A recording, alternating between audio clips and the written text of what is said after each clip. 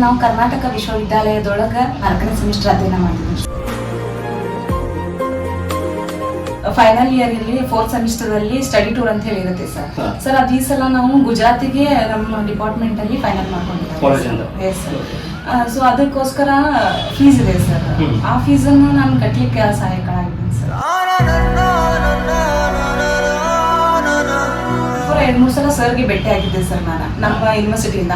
ಅವ್ರ ನೇಚರ್ ನೋಡಿ ನನಗೂ ಏನಾದ್ರು ವೈಯಕ್ತಿಕ ಹೆಲ್ಪ್ ಆಗ್ಬೋದೇನೋ ಅನ್ನೋ ಒಂದು ಉದ್ದೇಶದಿಂದ ನಾನು ಒಂದ್ಸಲ ಸರ್ಗೆ ಬಂದು ಕೇಳಿದ್ದೆ ಸರ್. ಖಂಡಿತವಾಗಿ ಹೆಲ್ಪ್ ಮಾಡ್ತೇನೆ ಅಂತ ಅಂದರೆ ಸರ್. ನೀವೇನು ವಿದ್ಯಾಭ್ಯಾಸಕ್ಕೆ ಸಾಹೇಬರಿಗೆ ಸಂತೋಷ್ ಲಾಡ್ ಸರ್ಗೆ ರಿಕ್ವೆಸ್ಟ್ ಮಾಡಿದ್ರಿ ಅಲ್ಲ ಸಹಾಯ ಬೇಕಂತಂದೇಳಿ, ಹಾಗಾಗಿ ಸಂತೋಷ್ ಲಾಡ್ ಸರ್ ಅವರು ತಮ್ಮ ಫೌಂಡೇಶನ್ ಕಡೆಯಿಂದ ಇದು 10,000 ರೂಪಾಯಿ ನಿಮಗೆ ಹಣ ಸಹಾಯ ಮಾಡಿದ್ದಾರೆ ವಿದ್ಯಾಭ್ಯಾಸಕ್ಕಾಗಿ.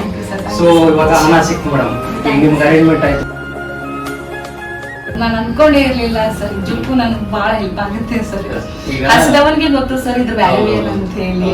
ಶ್ರೀ ಸಂತೋಷ್ ಎಸ್ ಲಾಡ್ ಸರ್ ಅವರಿಗೆ ಅನಂತ ಅನಂತ ಅನಂತ ಧನ್ಯವಾದಗಳನ್ನ ನಾನು ಹೇಳಲಿಕ್ಕೆ ಇಷ್ಟಪಡ್ತೀನಿ.